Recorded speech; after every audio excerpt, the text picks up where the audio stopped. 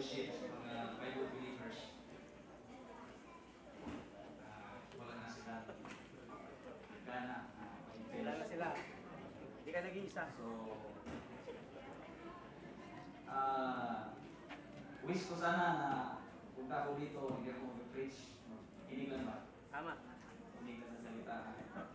Preaching. Kasi yung struggle ko kasi yung lingwahe yung Tagalog. May hapang siya sa kaya. So anyways, may kuwan tayo, may English Bible. So thank you sa good fellowship. Talagang nakaka-inspire, nakaka-edify one another na the more tayo magpatuloy sa gawain ng Panginoon. Amen? So, hindi na tayo magtatagal. Buksan na po natin ang ating mga Biblia. Ulitin ko, salamat sa privilege na ako po ay magkapag-preach sa afternoon sa salita ng Panginoon. Open our Bibles in 2 Timothy chapter 3 verse 16. Very familiar. Request everybody to please stand as we give respect in reading the Word of God.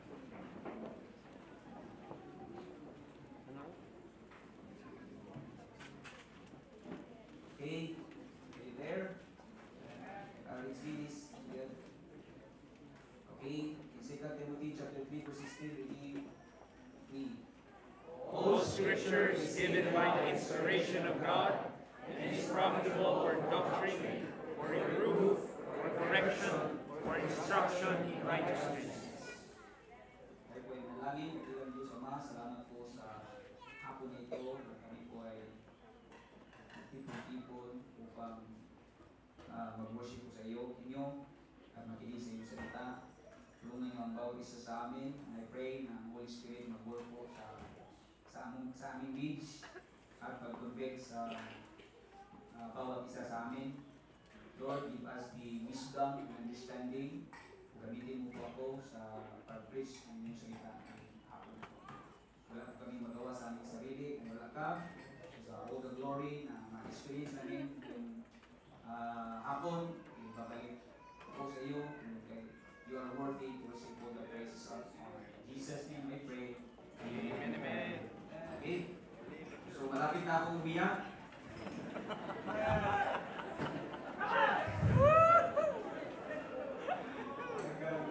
To be honest, talagang mahirap.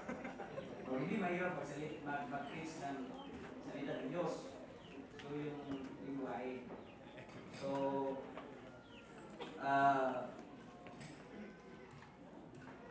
sinabi ko kanina, salamat sa fellowship, sa mga believers, especially sa mga co-laborers, sa ministry. So, salamat po sa Panginoon na doon sa Bohol, for 17 years na tayo po ay nagsimula ng gawain doon, 17 years na, by the grace of God.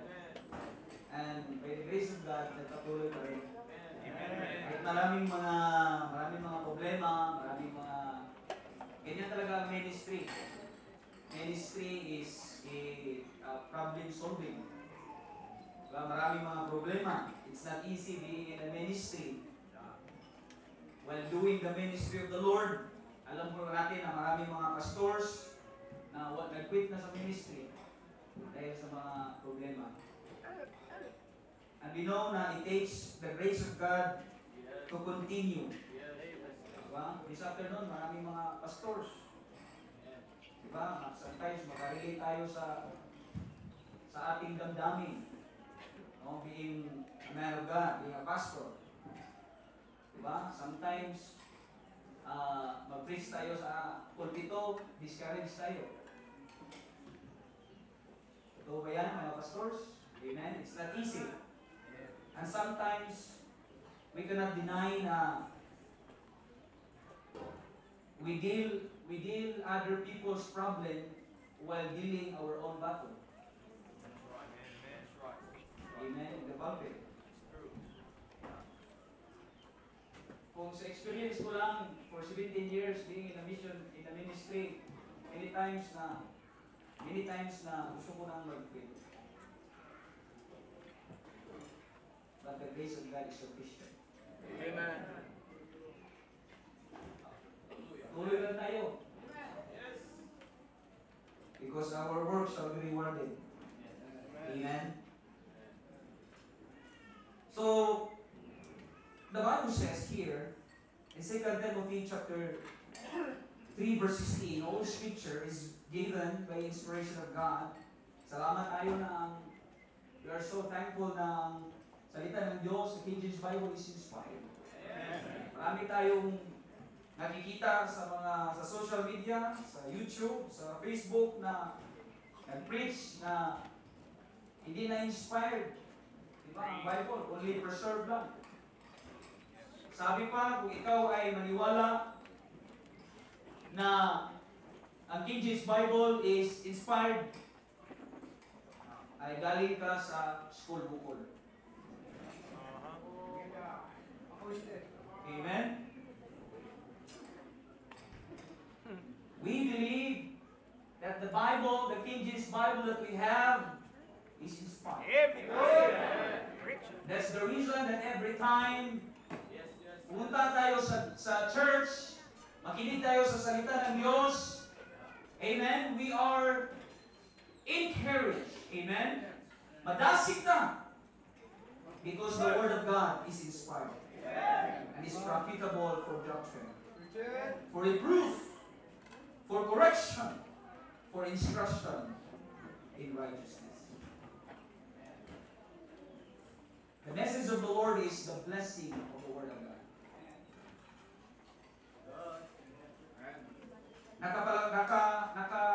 Napakalaking blessing as a Christian that we have the pure Word of God. Amen. Amen. You count it in your life na pinakamalaking blessing na we have the King James Bible and it's inspired. Amen. That every time we meditate upon the Word of God, that every time we listen to the Word of God, we are inspired because the Word of God is inspired. We are inspired to do the ministry. We are inspired to do the work of God because the Bible that we have is inspired. Profitable for doctrine, for reproof, for correction. Kaya nga, as saved believers, pinakamalaking blessing as a Christian that we have the pure Word of God. In Psalm 12 verse 6, the Bible says, the Word of God, the Word of the Lord are pure words. Amen. As silver tried in the furnace of earth, purified 7 times. Try to imagine kung walang Word of God. Amen. Try to imagine na walang salita ng Diyos sa buhay natin. Amen. Walang Bible. Try to think for a while. Amen. Walang salita ng Diyos. Paano tayo mag-correct? Paano tayo mag-correct? Paano tayo ma-edify? Paano natin ma-overcome ang kamuluhan?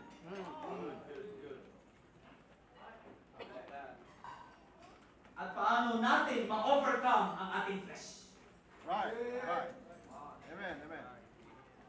We know that our flesh is our number one enemy. Though the flesh warring against the law of the Spirit, and the Bible says, don't make any provision of the flesh. Kaya sabi ni Apostle Paul in Galatians chapter 2 verse 20, I am crucified with Christ, nevertheless I live, yet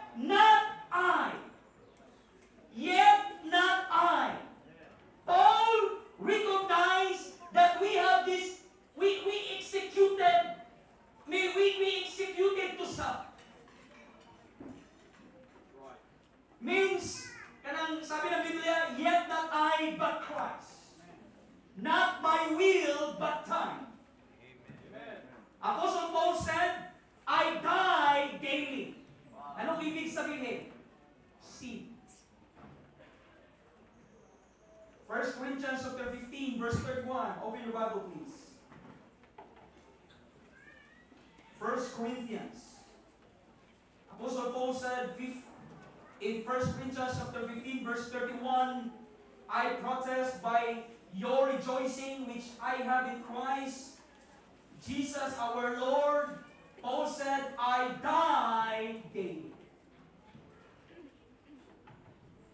Nakita na ba kayo ng patay na mag-react? The Bible says we are dead to sin. Amen? Dapat ang mga Kristiyano wala na tayong reaction sa sin. Amen? We're not living in sin. Amen? Wala, marami mga Kristiyano ngayon na isi-isi lang gawin ang mga kasalanan.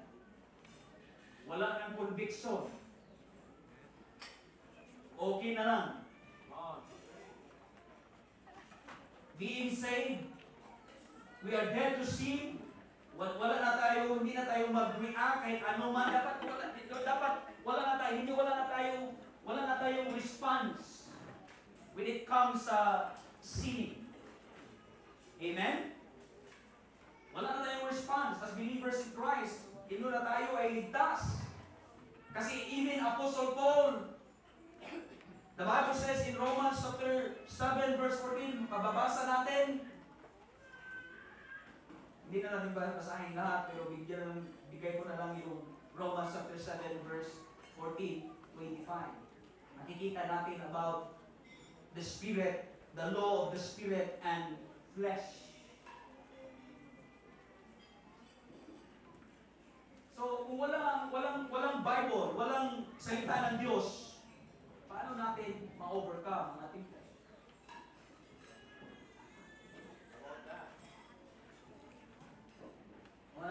Don't entertain your flesh. Kasi flesh is flesh. And don't trust your flesh. Hindi ka makasaling sa ulo. Flesh makes you weak all the time. Flesh makes you defeated all the time. Flesh makes you discouraged all the time. Amen? So that's why don't entertain your flesh. Amen? Kaya hindi yung kaundangan until you become weaker and weaker in your Christian life. But indeed, amen, the Spirit is willing. Amen? Even the flesh is weak. Yes, the flesh is weak, but the Spirit is willing. But praise God, the Word of God gives us the instruction of how to overcome the flesh.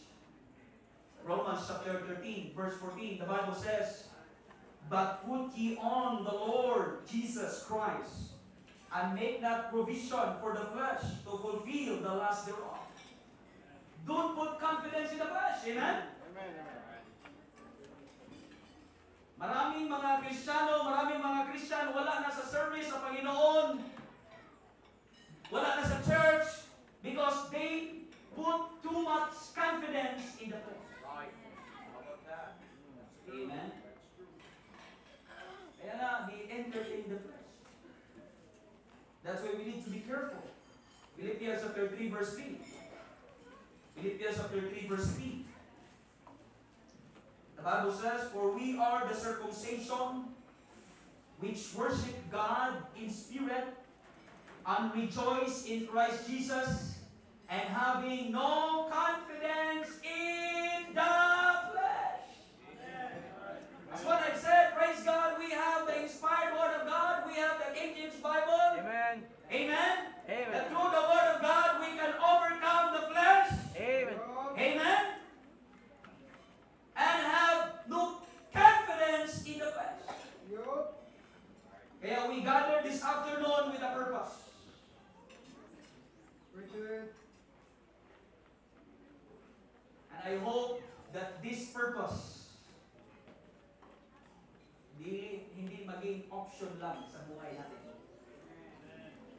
but we make it this purpose as our top priority. Amen? Kung walang Biblia, di ba? Anong gagawin natin? Kung walang salita ng Diyos, anong gagawin natin? Di ba we are here because of the Word of God? Amen? Ito ang purpose. We make it in our Christian life as our top priority. Di ba? May message, Christian and the Bible. Christian and his prayer life.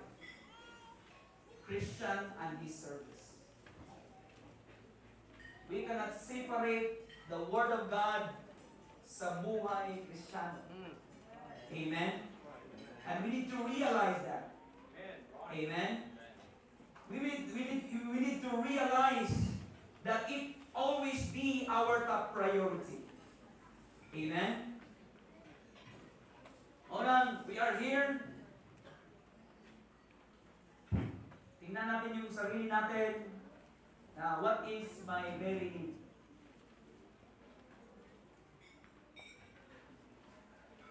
We must be filled with spiritual things. Balik po tayo sa 2 Timothy chapter 3 verse 16. Tingnan po natin ang salita ng Diyos. Napababa mo diha? Are you still there? In 2 Timothy chapter 3, all scripture is given by the inspiration of God and is profitable for doctrine, what is right. Amen? For reproof, what is not right. For correction, how to get it right. For instruction, how to live right. Amen? In righteousness. When we are reading this verse, we can see na maging practical din sa buhay natin. Amen? Parang shotgun ba? Yung preaching, diba? Sabi ng Biblia, all scripture is given by inspiration of God. Parang shotgun, diba? May doctrine na, may proof na, diba? Nandiyan na lahat. May correction, may instruction. Maraming matamaan pero kailangan tanggapin para mag-grow at mag-develop. Amen, amen. Amen? Sabi nga sa text kanina ni Pastor Josiah in 2 Thessalonians chapter 2 verse 13, for this cause also thank we God without ceasing, because when you receive the word of God which you have heard of us, ye receive it not as the word of man, but as it is in truth, the word of God, which effectually worketh also in you that believe. Amen? Is that a great blessing? Is that a great blessing that every saved, we have the effectual word of God? Amen? But remember, there is always be a danger. Kahit may preaching na, amen? Kahit klaro na sa salita ng Diyos, there will be always a danger sa mga Christians kung wala ka ng appetite sa Word of God. Amen? Kung wala ka ng gana sa Word of God. Kita ka na lang ng church na palipas oras. Amen? Wala nang gana sa salita ng Diyos. Respect na lang sa pastor. Amen? Pakita na lang sa church para kung sa Bisaya ka na, aron ingnon faithful. Amen? There will be always a danger kung wala ka ng gana. Amen. Amen? Kung ikaw ay tunay na ligtas, tayo ay tunay na ligtas, dapat ang gusto sa Panginoon na tayo po ay may appetite, may gana, that every time we listen the Word of God, mas ganahan tayo. Amen. Amen? Is that a great blessing to every saved? Amen? That we have the Word of God which effectually worketh also, the worketh in us. Amen? Kung wala na appetite, you miss the opportunity to grow. You miss the opportunity to learn. You miss the opportunity to be guided with the Word of God. Amen? That every time we have this kind of gathering, every time we come to church, tayo po ay maka-benefits. Maraming benefits sa salita ng Diyos. Amen? And sometimes there are many believers mag-attend ng church service, walang seriousness. Amen? Walang seriousness sa Word of God. And that's the reason hindi na-grow. You miss the opportunity to grow. You miss the opportunity to learn the Word of God. You miss the opportunity to be guided with the Word of God. Amen? Amen. We need to realize that having the pure Word of God is a great blessing than the things in His Word. Amen. Amen? Kaya huwag mong ipagmaliit ang salita ng Diyos. Amen? Sa mga bagay sa mundo. Amen? Don't be carried or don't be tempted of the cares of this world na ipagpalit mo sa salita ng Diyos. Amen? And sometimes we are deceived because we thought that having these things in life, kasi nakafocus na, wala nang appetite sa salita ng Diyos, wala nang gana dahil nakafocus na, ito ang danger dahil nakafocus na sa things in this world. Amen?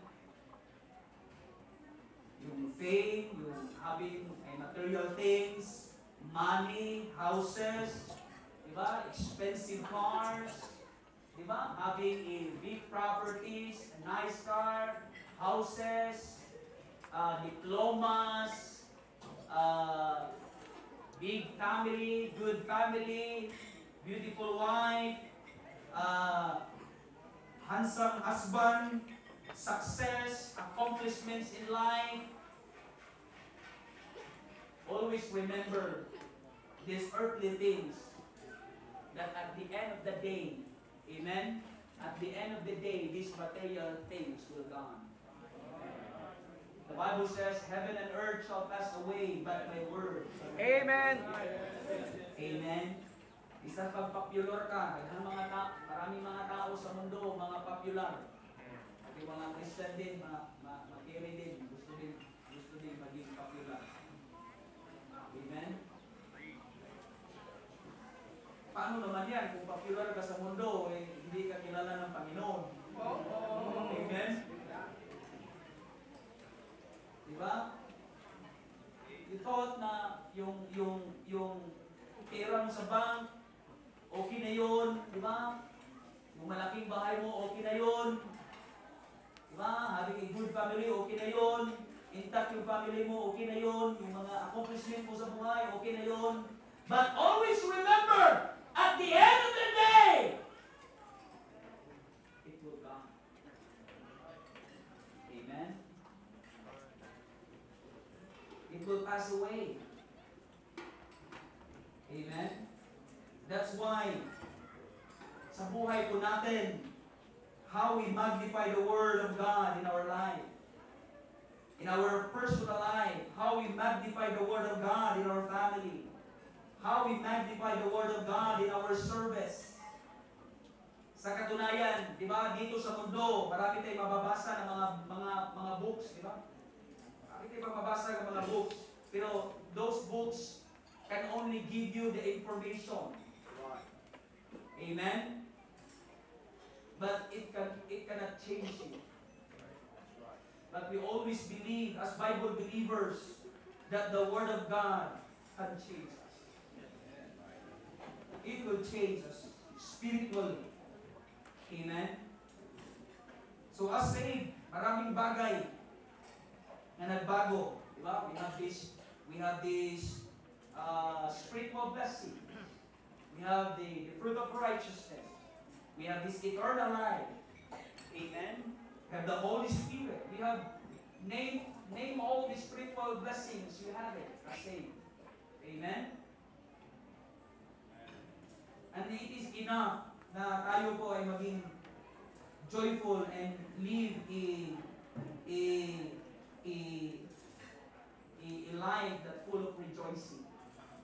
Amen.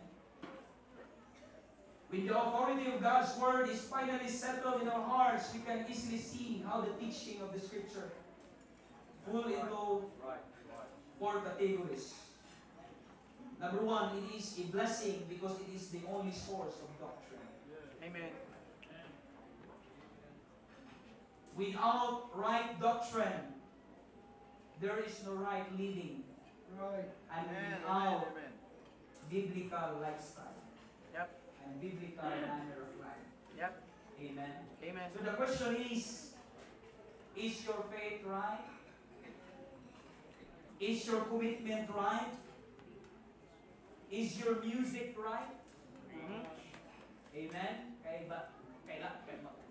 Kinahanglan ba ako ta magbantay sa mga music kay sa mga churches karon grabe na.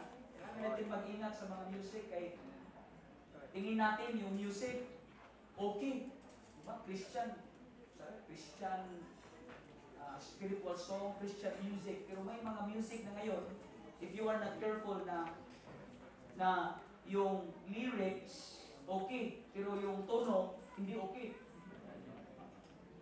Sakto ba to? Sakto ba yun? Amen. Amen. Diba? Yung lyrics okay, diba? May Jesus Christ din, may blood din, diba? Pero yung tune, hindi okay. Diba? Tulad ng may Maui. Yung sino may alam na nakanta na Eternidad o Eternity sa Bisaya. Ay, di ba? Paano awitin sa Tagalog yung Eternidad? Eternidad sa mga sa Bisaya. Sa Tagalog. Palagi nag-awit ba kayo dyan ng Eternidad, pili ka aning duha. Ba't ka na ito,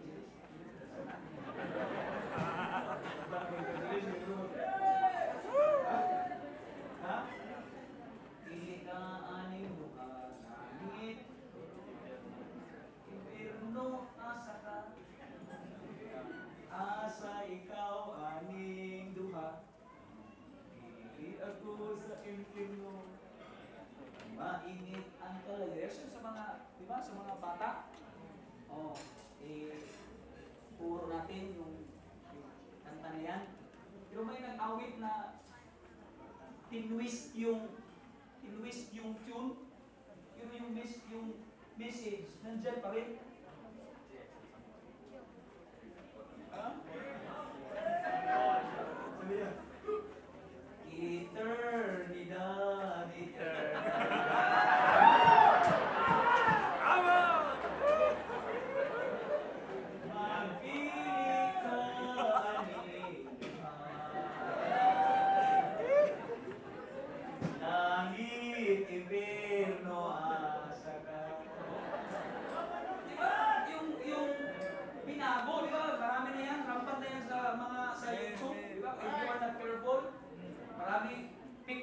pick na lang tayo, di ba? Amen.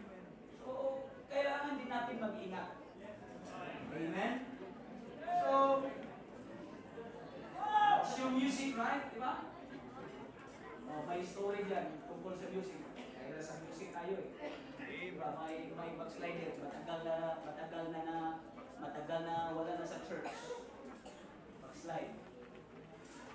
Bumalik na ngayon. Excited, parang init na init, para sa Panginoon, excited na excited. Bumalik siya. Punta siya sa pastor. Sabi niya, pastor, gusto mo umawit. Diba? Pero galing siya na backslide. Galing siya sa mundo.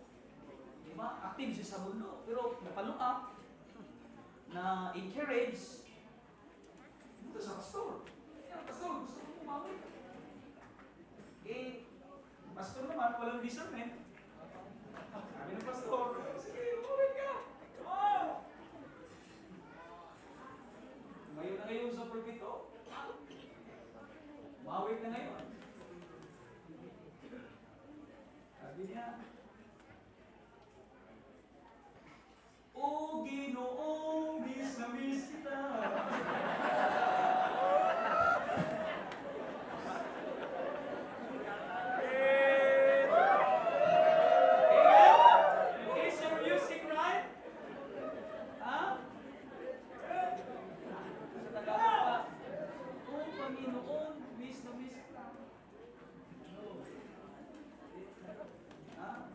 Christian living right? Is your clothing right?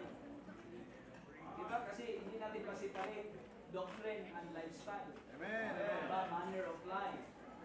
Amen? It is the Word of God is a blessing for us because it is the only source of doctrine. We cannot separate doctrine and biblical lifestyle and manner of life. Amen?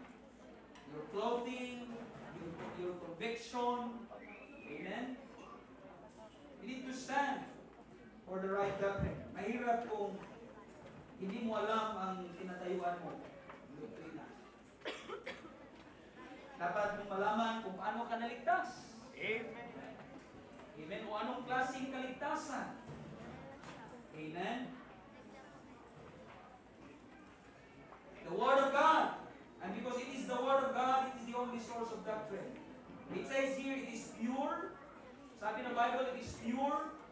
Means no mix with any other books.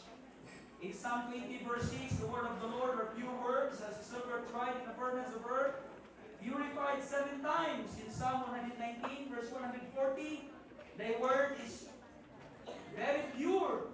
Therefore, thy servant loved it. Kaya love natin ang salita ng Diyos. Amen? Because it is pure. In Proverbs chapter 30 verse 5, every word of God is pure. Amen. He is a shield unto them that put their trust in Him. Amen? When the authority of God's Word is finally settled in our hearts, we can easily see how the teaching of the Scripture fall into categories, which is, number 1, it is the source of truth. Amen? We still believe that it's perfect. Not only pure, but it is perfect without fault and mistakes. In Psalm 19 verse 7, the law of the Lord is perfect, converting the soul. The testimony of the Lord is sure, making wise the simple. Amen? That's why that every time na makinig tayo sa salita ng Diyos, there is revival. Amen. Amen? There is revival because of its converting ability. Amen? Sabi nga ng Bible, effectually worketh also in you that believe. Marami, alam naman natin, marami na mga ibang version. Marami na silang ni-remove. Diba? So, sa King James Bible, sa ibang version, itong Isaiah 7 verse 14, behold, a virgin shall conceive. Diba? Ang King James, behold, a virgin shall conceive. Pero sa ibang version, sa Revised Version, behold, a young woman shall conceive. Young woman, behold, a young woman shall conceive. And we know that not all young women are a virgin. Amen? That is reality. In John chapter 1 verse 1, another thing, the Word was with God. The Word was with God and the Word was God. Sa Revised, yung God doon is small g. Alam naman natin yung small g, the God of this world. Satan had blinded the minds of them. Diba? In Colossians chapter 1 verse 14, sabi doon, redemption through His blood. Sa other version, wala na. Redemption ang nandoon. Wala ng blood. They remove the blood. Amen? Pero sa King James Bible natin, ating tinatayuan, hindi mababago. Amen? That we have this redemption through His blood, the forgiveness of sin. It is sure, not only it is pure, it is perfect, and it is sure, definitely true, and trustworthy. Amen. It is powerful, means there is life. God breathed, ginhawa sa Diyos, or hininga. Dili ginhawaan, dili hininga ng Diyos. God's Word, amen, has full authority and power. In John chapter 6, verse 63, it is the Spirit that quickeneth, the flesh profiteth nothing. The words that I speak unto you, They are spirit and they are life. Yan ang Bible kasi ang message natin is salita ng Diyos. All scripture is given by inspiration of God. Kaya maraming benefits ang salita ng Diyos sa buhay natin. Amen? The power of the Word of God to testify Christ, to save the lost, to produce faith, to discern, to convince, to sanctify, to teach, to guide, to encourage, to strengthen. Diba? Sabi ni Apostle Paul, kaya sa buhay ni Apostle Paul, sabi niya, none of these things move me. Diba? Kasi claim niya yung salita ng Diyos sa buhay niya.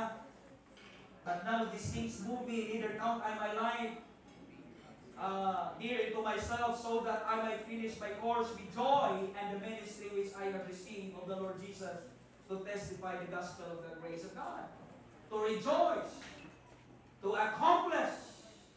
Amen? So maraming benefits ang salita ng Diyos. Muna sa kanta bitaw, okay? Sa inawit natin kanina, God's wonderful book divine. Sabi dito, what light is that shining so brightly for me, that give me such courage, the right way to see. Amen. The hope of my trusting soul ever shall be God's wonderful book. Amen. Sa chorus, I love the old Bible. Amen. Precious old Bible, light of my pathway to shine. Amen. It keeps me so happy. Ito lang joy natin. Amen. Every time makinig tayo sa salita ng Diyos, maraming mga benefits mo, maging fruitful tayo, maging strengthen tayo sa ating buhay. Amen. It keeps me so happy. Always so happy. God's wonderful book divine. Amen. So praise God na tayo po ay may salita ng Diyos.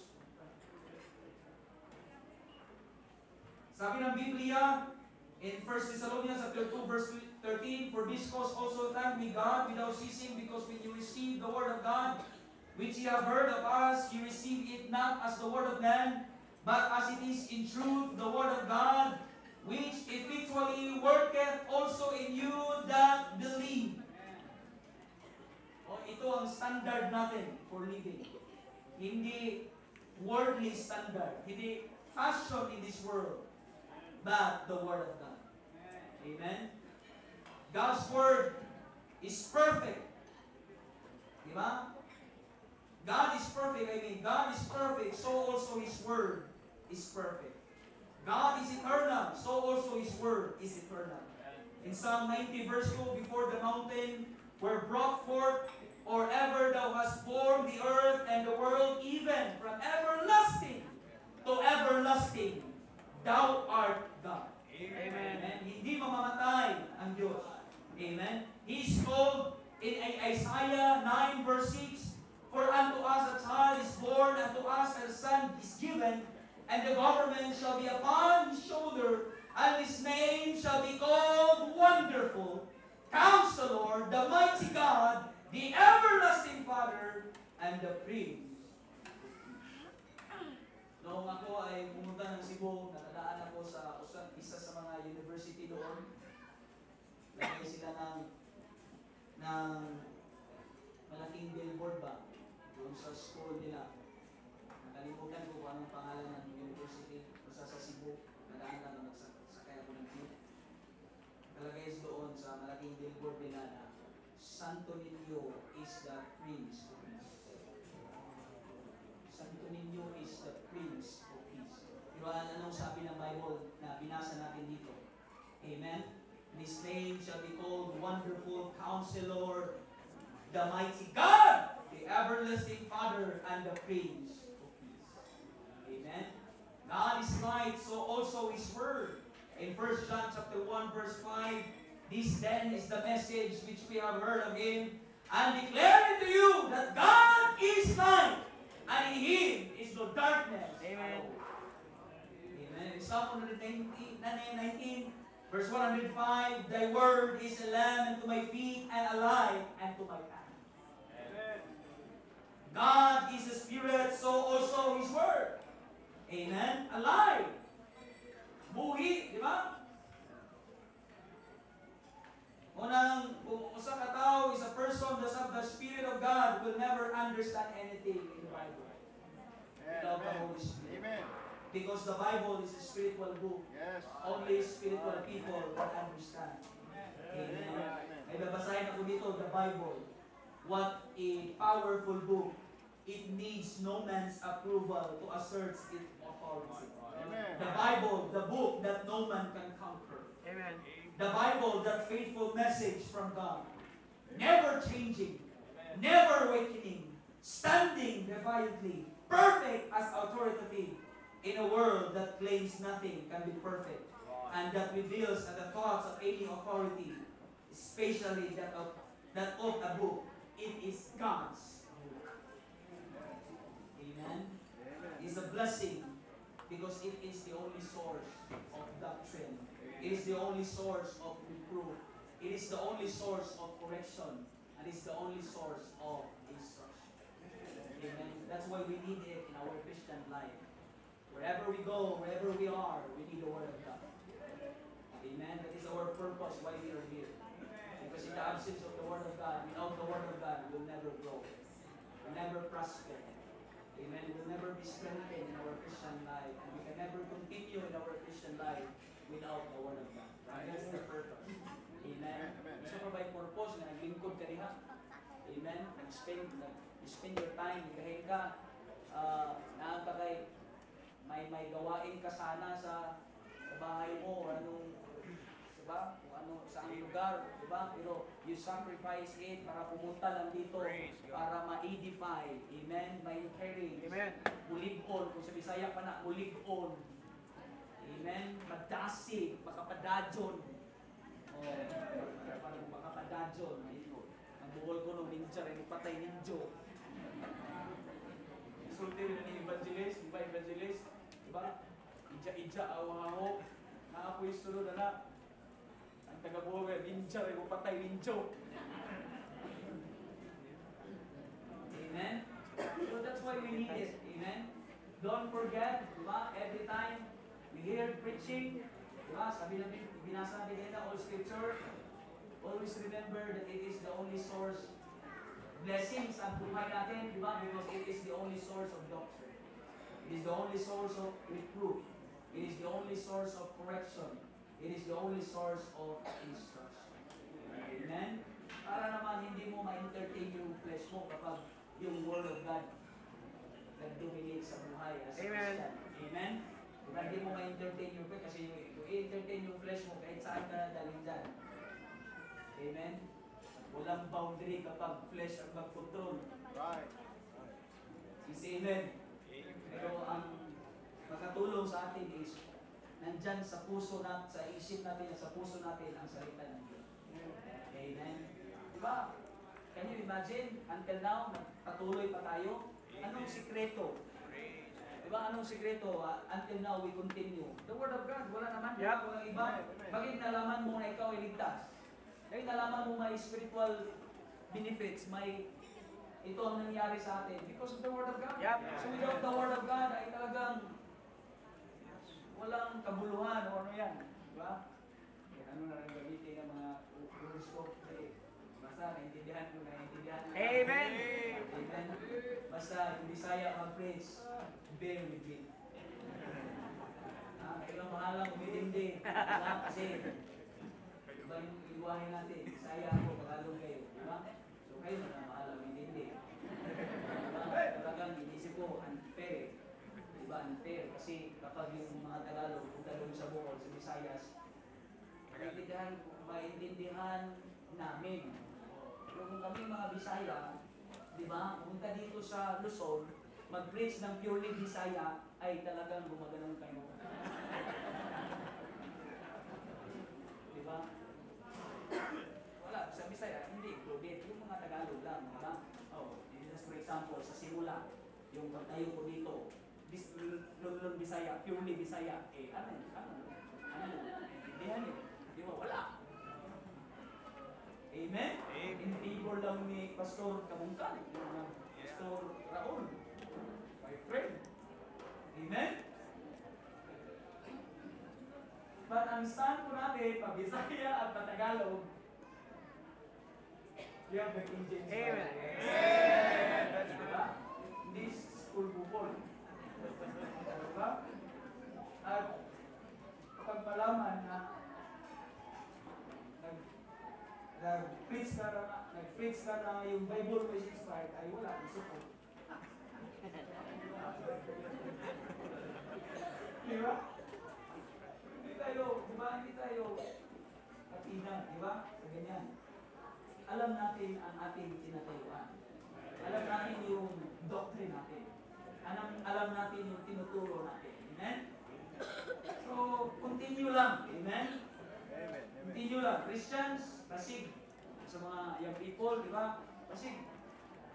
Basig, okay. Anong tawag yun? Maybe, okay lang. You are okay if you are anong tawag yun? Gusto ko sana Tagalogin. Kasi hindi Englishin ba? Gusto ko sana Tagalogin. Pero, kung naa ka ani, maayo lang ka, na naa ka sa aning service, kung babalik ka na sa church nyo at sa Sunday hindi ka makita sa service, ay okay ka lang kapag dito. Pero doon sa own church mo, dasig ka lang kung dito. Halubilo sa mga friends mo. Pero kapag uuwi ka na sa church mo, ay yung liig ng pastor mo taas. Tataas yung liig ng pastor mo kasi every Sunday gaganon yung pastor. Kasi wala ka, hindi ka nakikita. Oh!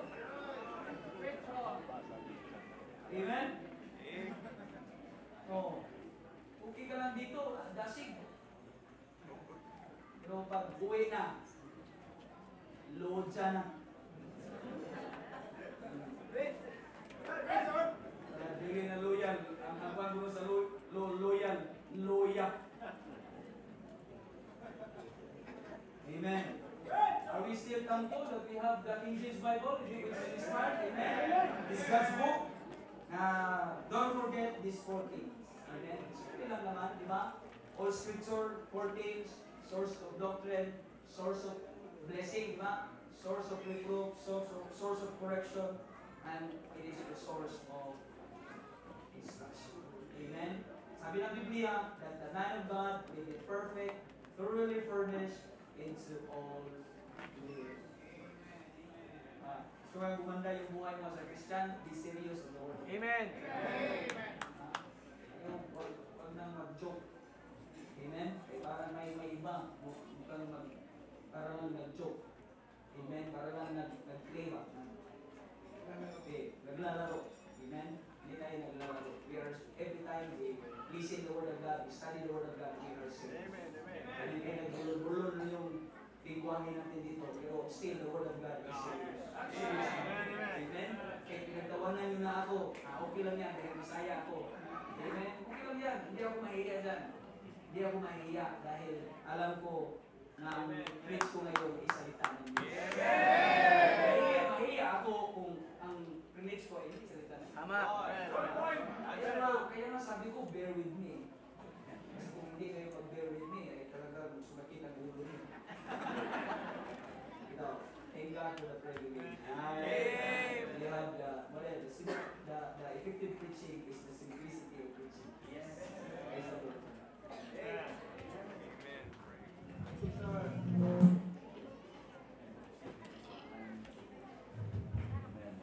You're blessed? Kahit sa limitation ng language o mga kapatid, ang Word of God ay hindi pwedeng limitahan. Salamat sa biyaya ng Panginoon sa picture na yun. Salamat sa power ng Panginoon. Yung text po niya na all scripture is given by inspiration of God. That's a very, very powerful, fundamental, most important truth when it comes to the nature of what the Word of God is. everything hinges doon, nakakapit, no, naka-cleave. Okay? Yung nature, yung effectuality, yung veracity, yung truthfulness, yung faithfulness, yung effectivity, yung power ng Word of God ay naka-hinge of that inspiration. Remove inspiration, you have removed everything from what this book says. What separates the Bible from all other books is this. This is the only book that has the inspiration of God in it. That's what separates. When we say given by inspiration of God, that means the owner of the words, the author of the words, the source of the words is not man. It's God. Okay? If you remove inspiration, you have actually robbed, okay, the Word of God, amen, from its very power, from its very source, and everything from God. That's why it's effectual, it's profitable, it's perfect, it's inerrant, it's preserved, it's holy, it's righteous. And they are all together perfect because of inspiration. So that's why it's a serious issue. We take that seriously. When someone will say, it's not inspired, it's not, inspiration. If you take the root word of that, that's the word spirit, inspiration. That's exactly the morphology of the word, no?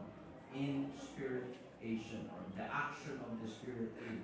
Ibig sabihin, the Bible is defined yung spirit as life. The words that I speak unto you, they are spirit and they are life. If you remove inspiration, you remove the spirit of this book, and if you remove the spirit of this book, you remove the life of this book. Anong kabaliktaran ng inspiration? Expiration. So pag sinabing inspiration, so the life is in. X means out. Okay? So either you believe this to be inspired or expired. That's the only choice you have. Amen. So if this is a dead book, if this is not inspired, therefore this is dead. There is no life, and if it's dead, it cannot profit anything. Amen. The only thing that you can get from dead things is its, yung amoy niya. Therefore, this book states if it's not inspired, it's dead. Thank God it is inspired. Thank God we have God's Word in our hand. And yung sabi ng preacher kanina, just imagine kung walang inspired Word of God. Just imagine. Just think of that po mga kapatid. And he mentioned a lot of mga kapatid, a lot of things about this man. And it should have a special place sa iyong Christian life. And that is the source of everything. Sa kaligtasan natin, ang knowledge natin sa Panginoon, yung doktrina natin, yung reproof na kailangan natin, yung instruction na kailangan natin, yung correction na kailangan natin, it's all in the book. Amen. So therefore, yes, it is perfect. Yes, it is inerrant. Yes, it is infallible. Yes, it is holy. Yes, it is righteous. Yes, it is preserved perfectly. Amen. Yes, it is God's book. Amen. Then so what? Have you read it?